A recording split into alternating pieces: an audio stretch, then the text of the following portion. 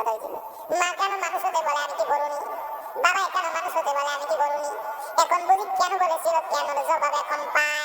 আর বিদেশ থেকে ডিগ্রি নিয়া, বিদেশ থেকে লেখাপড়া করে ডক্টরি ইঞ্জিনিয়ার হইয়া বাংলার জমিনে এসে পড়ে এমবিবিএস ডাক্তার হইয়া, যার টাকার জন্য যারা মুসলমান, মুসলমান অপারেশন করে না, যাদের হাতে টাকার জন্য রুগী মারা যায়, আমি মনে করি এরা মানুষ হতে পারে না, এরা অমানুষ। জোরে জোরে চিল্লায় বলেন ঠিক কিনা।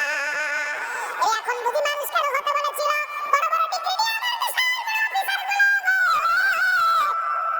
অফিসারের মধ্যে বইয়া আমার দেশের কোনো ব্যাংক চালক ঘুষ খায় না, আমার দেশের কোনো রিক্সা চালক দুর্নীতি করে না, আমার দেশের কোনো কৃষক দুর্নীতি করে না, আমার দেশের কোনো কিষান দুর্নীতি করে না, আমার দেশে বড় বড় ডিগ্রি নিয়ে পিএইচডি করে এই বদমাইশগুলো বিদেশ থেকে ডক্টর ইঞ্জিনিয়ার করিয়া এই দেশের চেয়ারগুলো ধরে ধরে সুদের মধ্যে ঘুষের মধ্যে জড়িত করে বলেন ঠিক কিনা।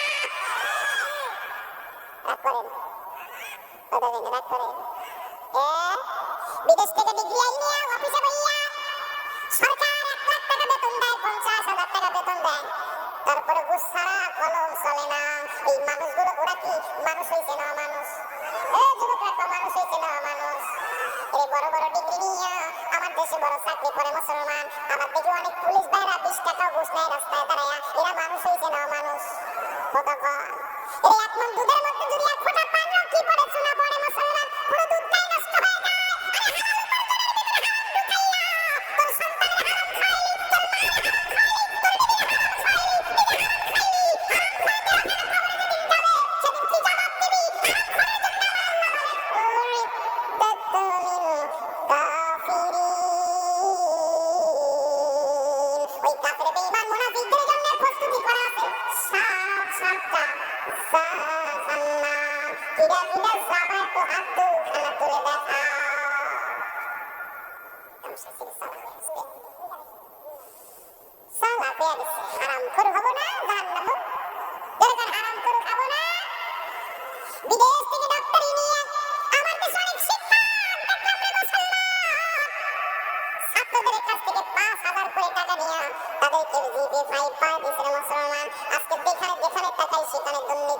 কথাগুলো বলতে গেলে কষ্ট হয়। এরে মুসলমান শোনো, আজকে সমাজ জাতি নষ্টের জন্য আমরা দায়ী। আজকে শিক্ষিত সমাজ শিক্ষা অর্জন করছে, কোরআন হাদিস শিক্ষা করে নাই।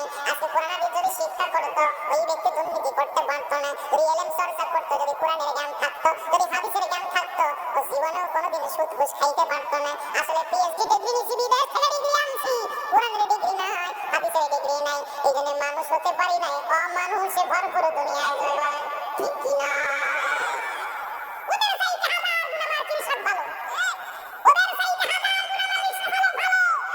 ওই দুর্নীতিবাজ ঘুষখোর